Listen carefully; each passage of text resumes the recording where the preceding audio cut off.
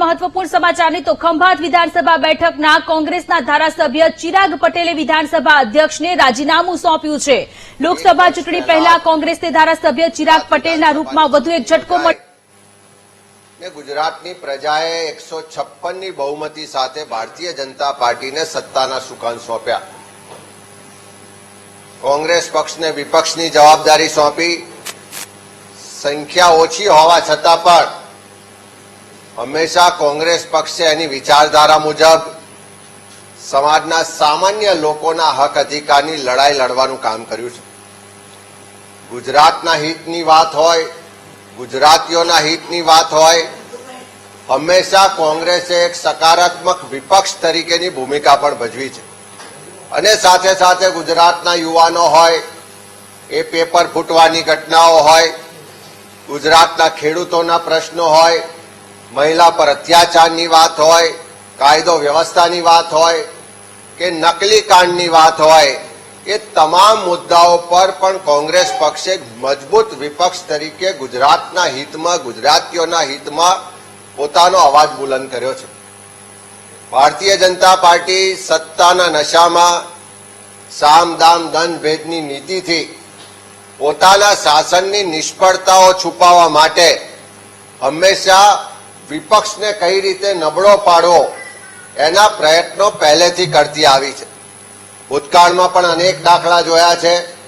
કોકને ડરાવીને, ધમકાવીને, લલચાવીને કે રાજકીય લોભ લાલચ આપીને પણ અનેક વખત આવા પ્રયત્ન થયા છે। થોડા દિવસ પહેલા આમ આદમી પાર્ટીના એક ધારાસભ્યશ્રીને રાજીનામું અપાયું। આજે કોંગ્રેસ પક્ષના એક ધારાસભ્ય ખંભાતના ચિરાગ પટેલે રાજીનામું આપ્યું છે।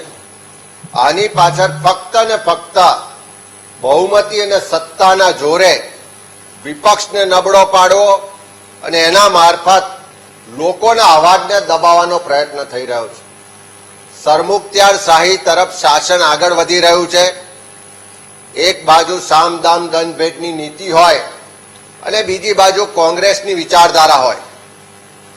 એ આઝાદીની લડાઈમાં પણ આ જ રીતે અંગ્રેજો સામે પણ કોંગ્રેસની વિચારધારા લડી છે। એ આરએસએસની વિચારધારા જે ભાગલા પાડો ને રાજ કરો, મુઠ્ઠીભર લોકો માટે, મુઠ્ઠીભર લોકો દ્વારા શાસન ચાલે વિચારધારા રહી છે। બહુમતી ને લઘુમતીના ભાગલા પાડીને રાજ કરવા વાળી વિચારધારા રહી છે। એની સામે કોંગ્રેસની વિચારધારાએ દેશને જોડવાનું, જાતિ ધર્મ ભાષા પ્રાંતથી ઉપર ઉઠી અને દેશ પહેલો છે એના માટે હંમેશા લડત લડી છે। ચાહે રાજકીય રીતે ફાયદો થયો હોય કે નુકસાન થયું હોય, પણ કોંગ્રેસે ક્યારેય વિચારધારા સાથે બાંધછોડ નથી કરી અને એના જ કારણે આજે ભલે વિધાનસભામાં સભ્ય સંખ્યા અમારી ઓછી હતી, તેમ છતાં વિધાનસભાનો ફ્લોર હોય કે રસ્તા પર ઉતરીને લડવાની વાત હોય, કોંગ્રેસનો કાર્યકર ક્યારેય પાછો પડ્યો નથી। એને અનેક રીતે ડરાવવા, દબાવવા, લલચાવવાનો પ્રયત્ન થયો હશે, પણ કોંગ્રેસનો કાર્યકર મજબૂતાઈથી લોકો માટે લડતો રહ્યો છે, વિચારધારા માટે લડતો રહ્યો છે। અને એક વ્યક્તિના રાજીનામા આપવાથી આ લડતમાં સહેજ પણ કોઈ પણ જાતનો ફરક નથી પડવાનો, કોઈ પણ જાતની પીછેહટ નથી થવાની। અને જ્યારે કોઈ રાજીનામું આપે ત્યારે એક વર્ષ પહેલા જે પ્રજાએ ને જે પક્ષે એમની પર વિશ્વાસ મૂક્યો હતો, એ પ્રજાના પ્રતિનિધિ તરીકે ચૂંટાઈને જવાની તક આપી હતી, આ રાજીનામાથી એ ખંભાતની પ્રજા સાથે અને કોંગ્રેસ પક્ષના જે વિચારધારા છે કે કોંગ્રેસ પક્ષના વિશ્વાસ સાથે દ્રોહ કર્યાનું સ્પષ્ટ લોકો કહી રહ્યા છે। અને એનો જવાબ આવનારા દિવસમાં ખંભાતની જનતા ચોક્કસ આપશે।